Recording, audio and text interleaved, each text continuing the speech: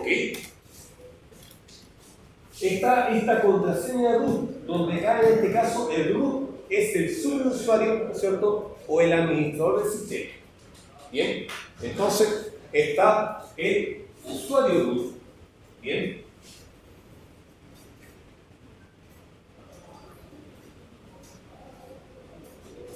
Y cuando hablamos del usuario root, estamos hablando de Dios, Kami-sama, Yoda, Kratos, ¿no es cierto? O sea, estamos hablando de... Claro, ¿no es cierto? Estamos hablando de Dios. Estamos hablando entonces del ser superior, del iluminado, ¿no es cierto? De Dios Jackson, ¿no es cierto? Claro, ¿no es cierto? El iluminado. Bien. Entonces, ¿a qué voy? ¿Sí? El usuario root es el usuario entonces que tiene todo tipo de atributos a nivel del sistema. Es el usuario entonces que puede crear usuarios posteriores, ¿no es cierto? El único usuario entonces que está autorizado para crear otro usuario, ¿sí? Para crear grupos de trabajo, para instalar hardware adicional, para instalar, ¿no es cierto?, aplicaciones, ¿no es cierto?, de uso general para el sistema. Bien, entonces en la figura de root tenemos a este ser superior, ¿no es cierto?, o a este usuario entonces que tiene todo tipo de atributos para realizar con el sistema lo que no quiere. Bien, entonces es tal el nivel, ¿no es cierto?, de alcance o tan alto el nivel, ¿ya?, que tiene el usuario root, que normalmente se sugiere ya de que una vez iniciada la sesión con el root, bien, se cree una segunda cuenta, pero, ¿no es cierto?, esta segunda cuenta va a tener características limitadas, bien, precisamente para no caer en, ¿cómo se llama?, en errores del manejo, ¿no es cierto?, o porque es una muy mala práctica, ya está haciendo todo, o ¿cómo se llama?, utilizar la cuenta root para procesos banales de administración, o sea, ya sea chequeo, ¿no es cierto?, monitoreo, ese tipo de cosas. Utilizar la cuenta root para ese tipo de propósito es un despropósito, ¿bien? Porque estamos en el fondo como matando moscas a cañonazo. Son muchos los atributos que posee el usuario root para estar utilizándolo de una manera tan banal como fuese entonces, ¿no es cierto?, monitoreo del sistema. ¿Ok? Y precisamente porque tiene demasiados riesgos asociados, ¿sí? Un mal manejo de los comandos perfectamente nos puede llevar a la ruina del sistema operativo. Y precisamente, ¿no es cierto?, porque el sistema asume que uno tiene los conocimientos necesarios para utilizar una cuenta con tan alto nivel de alcance, ¿bien? O con tan alto nivel de atributos. El root, ¿no es cierto?, no es un usuario que se suele utilizar de manera habitual. ¿No es cierto?, con muy pocas excepciones se debe ocupar la cuenta del usuario root. ¿Ok? Entonces la cuenta root ya se debe configurar con una contraseña. En este caso vamos a utilizar la lista confiable, ¿no es cierto?, para, ya, claro, ¿no es cierto?, la cuenta BCABC123 para esta contraseña. Bien. Ahí entonces, ¿no es cierto?, tengo la contraseña para esta cuenta de root, a pesar de que el sistema va a decir, esta contraseña es débil, y yo estoy súper de acuerdo con usted que es débil porque es una contraseña sistemática, y las contraseñas sistemáticas finalmente son bastante fáciles de descifrar. ¿Ok?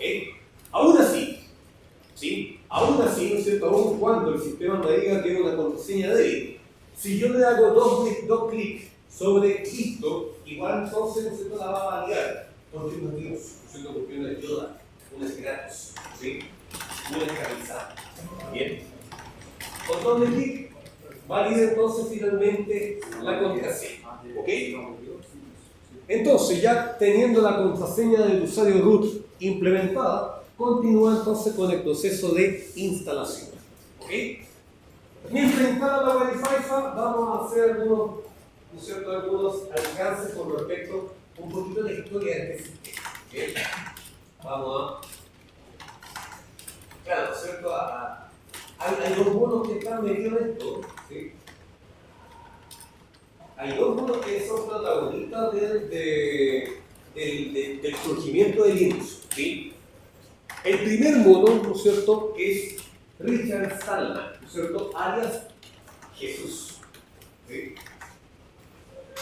Entonces, ¿no es cierto?, a modo genérico tenemos que ver la Free Software Foundation, ¿no es cierto?, el nacimiento de la Free Software Foundation, ¿sí?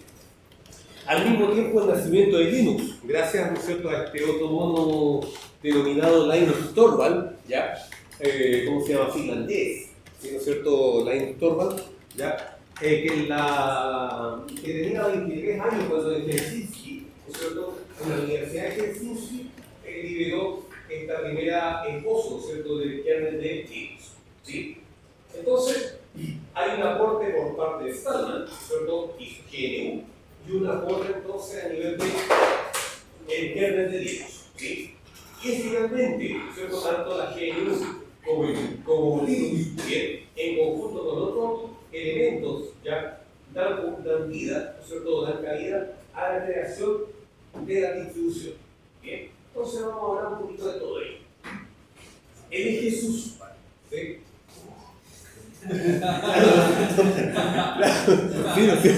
Él es Jesús, ¿sí? Richard Stallman. Bien, Stallman, ¿no es cierto?, en el año 1984 funda, ¿ya?, o incentiva el proyecto GNU. Bien, el proyecto GNU, ¿no es cierto?, fue creado principalmente con la intención de buscar, ¿sí?, o de encontrar algún programador en este planeta que sea capaz de generar el kernel, ¿no es cierto?, de un sistema operativo compatible con Unix, pero al mismo tiempo compatible, ¿no es cierto?, con arquitecturas de computadores personales, que por aquellos años eran los únicos computadores que podían ser accesibles para cualquier persona. Unix, ¿no es cierto?, que fue el origen, ¿no es cierto?, de todo este camino, era un sistema operativo tremendamente carísimo, ¿no es cierto?, y que estaba reservado únicamente para computadores grandotes. Mainframe, ¿no es cierto?, estaciones de trabajo, servidores, ¿no es cierto?, que normalmente estaban destinados para empresas, ¿no es cierto?, o universidades para propósitos de investigación, o grandes empresas entonces que tenían el capital suficiente como para destinarlo en la compra de estos servidores que eran inmensos, gigantes, así onda, ¿sí?, grandes. Bien. Entonces, una persona natural evidentemente no tenía esos recursos para costearse un servidor para poder contar con este sistema operativo, que por lo pronto entonces era carísimo, ¿sí? O sea, la plataforma era cara y el sistema operativo también era más caro todavía. Bien, entonces evidentemente Stallman, ¿no es cierto?, Jesús, fue un gran impulsor del código fuente, o sea, del software libre. Bien, el software libre se caracteriza principalmente porque el código fuente está siempre disponible, ¿ya?, amparado por 4 libertades: libertad de uso, ¿no es cierto?, libertad de análisis, libertad de distribución y libertad de mejora. Bien, esas son las 4 libertades entonces que amparan el desarrollo entonces del software libre. Entonces, en este caso Jesús, ¿ya?, fue un activista, ¿ya?, y hasta el día de hoy, ¿no es cierto?, lo sigue siendo. Creo que la última vez que vino acá a Chile ha venido como 3 veces, ¿no es cierto?, Jesús acá a evangelizar. Entonces, claro, le gusta el término. Ya. La última vez, la última procesión, ¿no es cierto?, que hizo Jesús para acá en Chile, lo hizo, creo, en la universidad. A ver, ¿dónde fue? Creo que la Universidad de Desarrollo, ¿sí?, si no me equivoco, ¿ya? Y dejó la cagada, o sea, la llenó. Así como con Bill Rockstar, ¿no es cierto?, llegaron, pero caleta de, ¿cómo se llama?, de discípulos, ¿no es cierto?, de Jesús, ¿ya?, para escuchar entonces las palabras de Jesús, ¿no es cierto?, ya evangelizando en torno al código fuente. ¿Ok? Claro, se todo sana, ese te buen combate, una situación. Exactamente. La licencia pública. Yo me río de la La licencia pública general, entonces, ¿no es cierto?, está disponible hoy en día en su versión 4, ¿sí? Pero la licencia pública general es aquella licencia que en el fondo dice: este código libre, ¿no es cierto?, o sea, este software usted lo puede utilizar las veces que usted quiera. Nada más, punto. Esa es la licencia pública general. Bien. En el fondo, ¿no es cierto?, uno puede descargar el código fuente y la puede modificar en función de sus reales necesidades, ¿sí? o el kernel del sistema operativo, entonces, por ejemplo, uno lo puede descargar, ¿ya? Y por su condición de un kernel modular, uno puede descargar entonces, ¿no es cierto?, los módulos que uno requiere, de acuerdo entonces a la arquitectura a la cual pretende instalar dicho sistema, ¿ok? Entonces, Stallman, ¿ya?, crea ¿cómo se llama? Esta Free Software Foundation hacia el año 85, ¿sí? Hay algunos conceptos, ¿no es cierto?, que hay detrás del concepto de gratuito y el concepto de libre, ¿sí? En el caso del software gratuito, ¿bien?, no debe confundirse con el software libre, porque el software gratuito uno lo puede descargar, lo puede instalar en el computador, pero finalmente no tiene acceso al código fuente, ¿sí? O sea, únicamente uno tiene el derecho de utilizar dicho software, ¿bien?, pero no tiene poder sobre él, no tengo idea cómo se hizo, ¿sí? No tengo la posibilidad de modificarlo. Entonces, esa, ¿no es cierto?, es una de las características que posee el software libre por sobre, ¿no es cierto?, el software gratuito. Normalmente uno, ¿no es cierto?, aparece, o cuando uno utiliza software gratuito, ¿no es cierto?, normalmente uno lo ejecuta y antes del proceso de instalación aparece la ventanita de los derechos de autor, ¿bien? O la licencia, entonces, qué es lo que está autorizado para hacer y qué es lo que no está autorizado para hacer. Y entre una de las cláusulas que son bastante importantes considerar, como todos ustedes leen, ¿no es cierto?, ¿ya?, ¿cómo se llama?, los términos de la licencia, uno de los puntos en los cuales se hace hincapié es que está prohibido realizar ingeniería inversa para obtener información con respecto a la generación o cómo se hizo entonces, cómo se obtuvo el código fuente, ¿ya? Está prohibido, ¿no es cierto?, realizar ingeniería inversa con el propósito de saber o averiguar entonces sobre código fuente. Bien. Entonces, y evidentemente, si uno no está conforme ya con las cláusulas implementadas en la licencia, no puede instalar entonces dicho software en el sistema. Bien. Pero en el caso del código fuente, o sea, del software libre, da lo mismo, ¿no es cierto? ¿Ya? Uno puede instalarlo entonces las veces que uno quiera, utilizarlo las veces que uno quiera, recurrir, ¿no es cierto?, o utilizar ciertas rutinas, ya, de este código fuente que se estalló, para utilizarlo entonces sobre otras aplicaciones, sobre otros códigos de los cuales uno está trabajando. En el fondo, se prohíbe prohibir, ¿bien? Modificable, ¿no es cierto?, accesible, distribuible, ¿bien? Un concepto importante, ¿ya?, y que yo creo que es el punto de inflexión entre lo que significa el concepto de gratuito con el de libre. El código fuente obligatoriamente en el software libre tiene que estar disponible. ¿Bien? Y eso entonces, ¿no es cierto?, para toda forma de software, ¿no es cierto?, en la cual uno lo puede descargar y está considerado dentro de las licencias GPL. ¿Sí? El kernel, ¿no es cierto?, de Linux, ¿ya?, está disponible entonces bajo esta modalidad de, ¿no es cierto?, licencia GPL. Su código fuente está disponible. ¿Cómo yo lo puedo corroborar? Si nos metemos, ¿ya?, si nos vamos al navegador, ¿sí? ¿Ah? Sí. Si nos vamos entonces al navegador, ¿ya?, nos vamos entonces a kernel.org. Y acá entonces se encuentran los archivos del kernel del sistema operativo.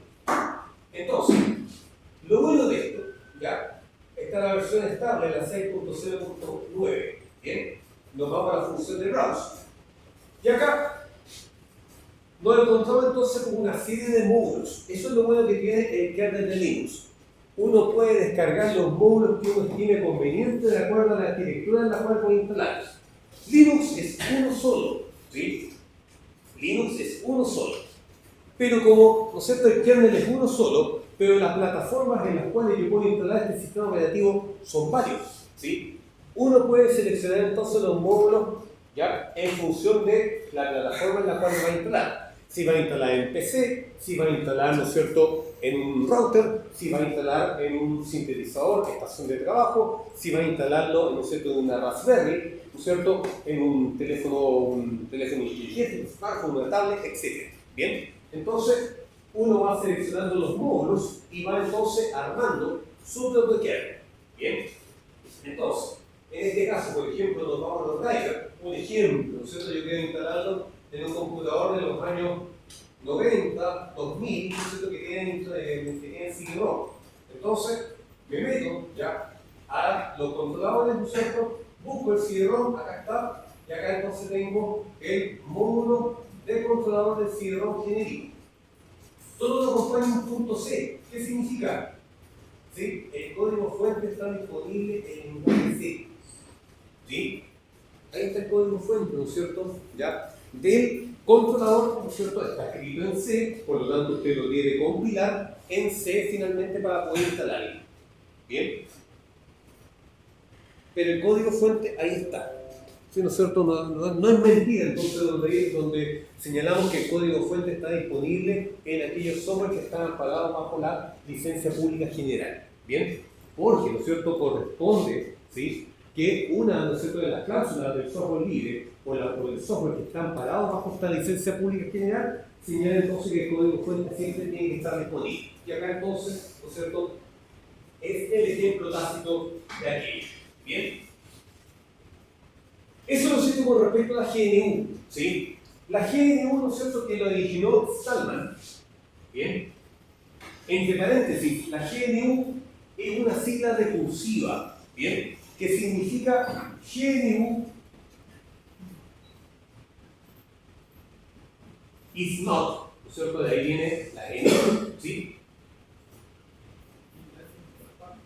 GNU is not Unix. Bien, o sea, la GNU no es Unix. Eso significa GNU. Es una sigla recursiva. Se llama a sí misma, ¿no es cierto? Se invoca a sí misma. Y lo que buscaba la GNU principalmente era encontrar, ¿ya?, entre todos los programadores, al programador que fuese capaz de desarrollar el kernel, ¿no es cierto?, o el núcleo del sistema operativo. ¿Cuál es la función del kernel en un sistema operativo? Fundamento de hardware y software.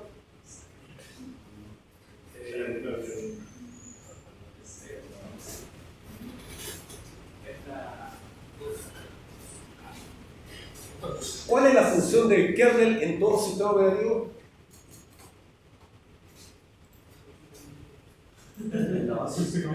Es la base. ¿Pero qué? ¿Ya? A ver.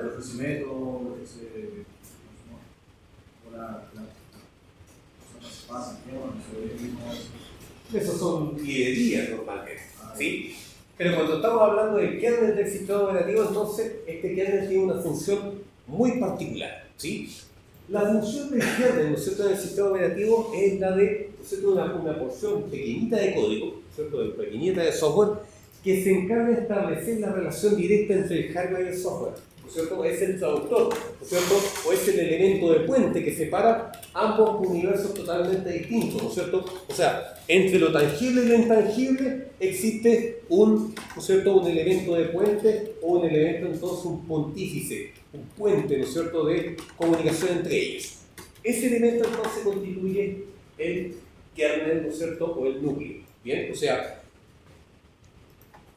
el hecho que yo presione, por ejemplo, un botón, un clic, ¿no es cierto?, y finalmente ese clic active, por ejemplo, la apertura de un CD-ROM, o que a partir de un clic, ¿no es cierto?, que yo le hago en algo intangible como un software, ¿no es cierto?, y que finalmente a partir de ese clic activo yo una impresora para que escriba un documento, ¿no es cierto?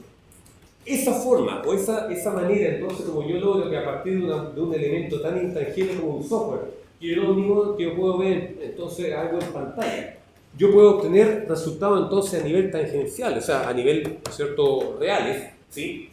Eso entonces, ¿no es cierto?, se logra a partir del kernel, ¿no es cierto?, o a partir del alma del sistema operativo. Entonces, fue el año 1991 cuando recién, ¿no es cierto?, en la ciudad de Helsinki, ¿no es cierto?, un mono llamado Linus Torvald desarrolló un primer esbozo ya del kernel del sistema operativo. Bien, Linus Torvald, ¿no es cierto?, en el año 1991 a la edad de 23 años. Pero, ¿no es cierto?, este primer esbozo, ¿no es cierto?, esta primera aproximación del kernel todavía tenía bastantes debilidades en materia de estabilidad. Bien, pero, ¿no es cierto?, ya estaba disponible a nivel de código para que el resto de los usuarios pudiesen entonces también descargarlo, analizarlo, utilizarlo, mejorarlo, ¿no es cierto?, y en el fondo fue una colaboración colectiva que inicialmente entonces la propuso Linus Torvald. Es por eso entonces que normalmente a él se le atribuye ya el nacimiento del kernel del sistema operativo. Entonces, lo que hace Linux, o lo que, ¿no es cierto?, corresponde a Linux en realidad, es al kernel del sistema operativo. ¿Bien? Mientras que la GNU, ¿no es cierto?, o sea, La GNU, ¿no es cierto?, en el fondo fue este proceso o esta fundación generada por Torvald, ¿no es cierto?, que en el fondo difundía el desarrollo del software libre y que en el fondo buscaba que uno de los tantos programadores pudiese llegar a este kernel, pero de manera paralela, ¿ya?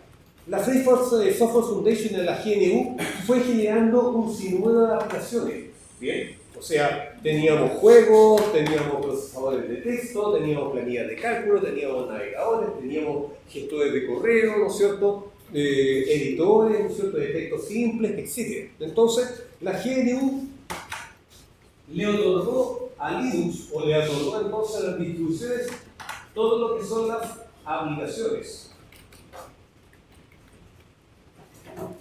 Bien. Entonces, ¿no es cierto?, de un momento a otro, la GNU se encontró con un montón de software disponible para poder trabajar en él. Gestores de archivos, sistemas de archivos, compiladores, ¿no es cierto?, ya, etcétera. Pero faltaba el núcleo. Y fue ahí entonces donde el año 91 Torvald ya aportó entonces con este pequeño granito de arena, pero bastante significativo, al presentar la primera versión, ¿no es cierto?, de un kernel. Es por eso que tiene el nombre de Linux. Él no se auto-otorgó, ¿no es cierto?, el nombre de Linux, sino que fue la comunidad, ¿ya?, ¿no es cierto?, que finalmente, al ser el primero, ¿no es cierto?, desde el Linux, ¿no es cierto?, derivó en Linux. Bien, precisamente entonces porque habíamos encontrado este kernel compatible con Unix, ¿sí? Unix con Linux, ¿no es cierto?, evidentemente ya quedó como Linux. Tiene mascotita, ¿no es cierto? En el caso de la GNU, ¿sí?, la GNU, ¿no es cierto?, en inglés, la GN, la combinación GN, se pronuncia N, ¿bien? Entonces, la mascota es este New, ¿sí?, ¿no es cierto?, que en el fondo es ¿cómo se llama?, la mascota propia de la GNU, y precisamente se le llama New, ¿sí? En el caso de la mascotita de Linux, ¿bien?, del kernel, ¿no es cierto?, es el pingüino, ¿sí? Y el pingüino tiene un nombre bastante particular, ¿cierto? Tux, ¿sí? Tux es el nombre entonces, ¿no es cierto?, que tiene la mascotita de Linux, ¿no es cierto?, este pingüino que está normalmente acompañando a todas las distribuciones GNU Linux. Ojo, y se le llama precisamente a las distribuciones GNU Linux porque la GNU aporta todo lo que son las aplicaciones y Linux lo único entonces que hace es aportar el kernel, pero ¿no es cierto?, ese aporte es muy significativo, por cuanto es el alma del sistema operativo. Bien, eso es. ¿Okay? Eso nos sirve a grandes rasgos, ¿ya? La verdad es que mucho tiempo entonces no tenemos, estas clases son un poco más cortitas que las clases diurnas, como para seguir relatando un poquito, ¿no es cierto?, sobre las características de Linux. Estamos nosotros ya en el sistema. Una vez entonces ya tenemos todo listo, estamos en condiciones de reiniciar. Bien. Y al momento de reiniciar, nos va a cargar nuevamente el archivo de instalación, donde nos va a pedir que aceptemos la licencia. ¿Ah? ¿Qué licencia? Si estamos hablando de software libre, ¿ya? Pero ahí nos vamos a dar cuenta que es una licencia del tipo GPL de versión 2. ¿Okay? Entonces, nos encontramos con esta licencia, ¿ya? Y veamos qué es lo que señala esta licencia.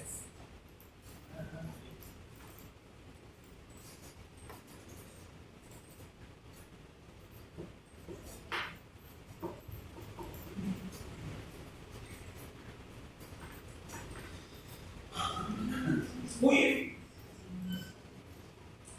Dice aquí entonces que la licencia no está aprobada.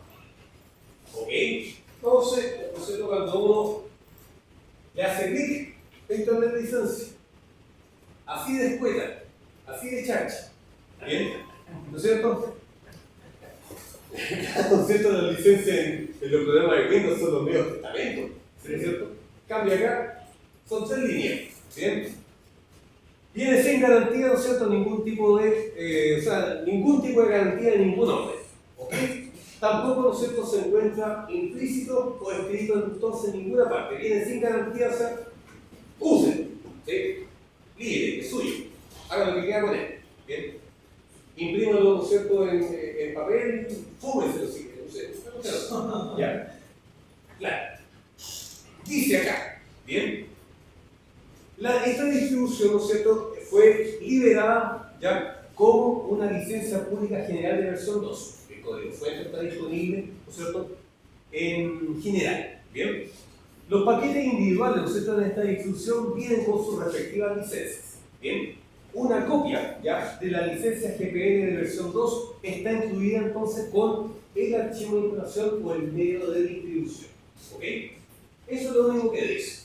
Una vez que está listo, acepta el acuerdo de la licencia y le dice listo. ¿No es cierto? Todo lo anterior entonces ya estamos ok. Bien. Le podemos decir entonces finalizar la configuración. Y ahí entonces nos vamos a encontrar con esta primera ventana. Bien. Un ambiente gráfico, ¿no es cierto?, del sistema operativo, ¿ya? Donde nos vamos a despedir, ¿sí? ¿No es cierto? Este va a ser nuestra ceremonia de despedida del entorno gráfico, porque de ahí en adelante vamos a empezar a utilizar solamente entornos de línea de comando. Bien.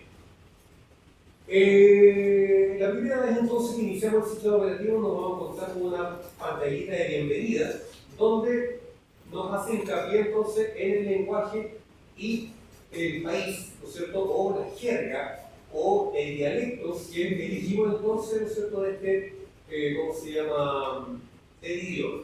Bien, le digo siguiente, ¿no es cierto? El tipo de escritura, ¿no es cierto?, español latinoamericano, perfecto. Le digo siguiente, ¿no es cierto? Bien. La zona horaria, GSM-4, bien. Le digo siguiente.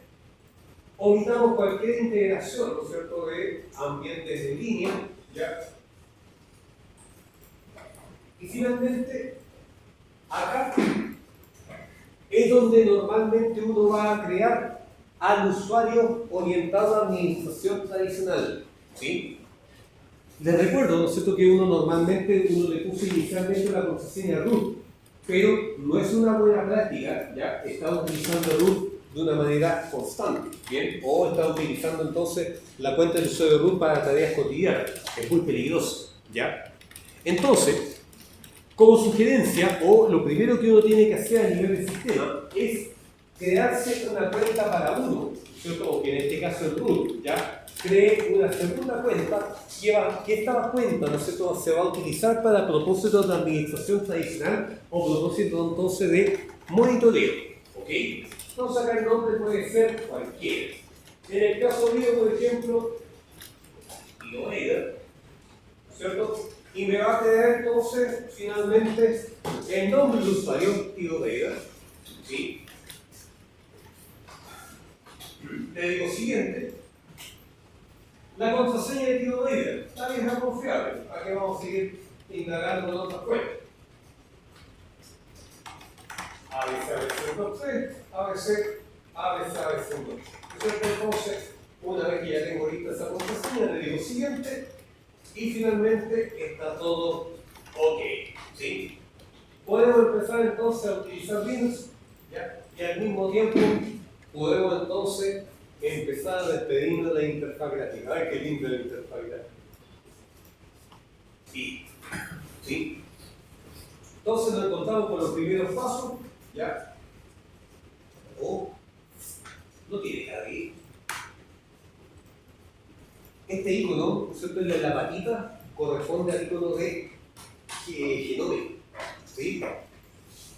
Hoy lo inició con Genome, no lo inició con Genome. En fin. Entonces nos encontramos con esta patita, o sea, con esta interfaz gráfica. Bien. La eliminamos, ya cuando salimos de ella, y nos encontramos entonces con este entorno. Bien.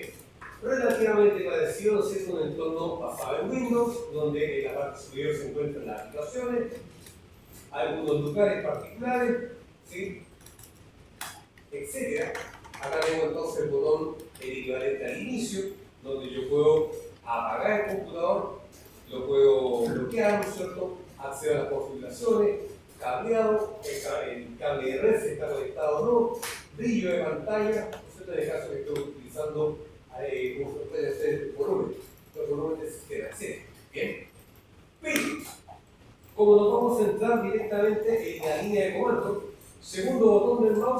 abrir terminal. ¿Sí? Abrir terminal.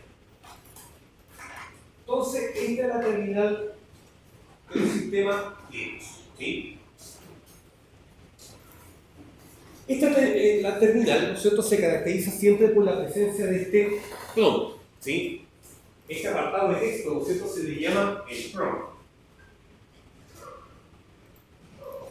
Bien. ¿Y qué la compone el prompt? Hace cierta referencia, entonces hace ciertas, ¿cómo se llama? Este apartado de texto, ¿no es cierto?, entrega inicialmente una cantidad de información determinada. ¿Sí? La primera información hace referencia al usuario que actualmente tiene iniciada su sesión. ¿Sí? Eso, ¿no es cierto?, es la primera parte del prompt. ¿No es cierto? La primera parte entonces hace referencia al nombre de quien tiene iniciada inicialmente la sesión. El arroba, ¿no es cierto?, es un carácter informático de uso universal que significa pertenece a. ¿Sí? Eso significa el arroba, perteneciente a. Y en este caso, pertenece entonces, o este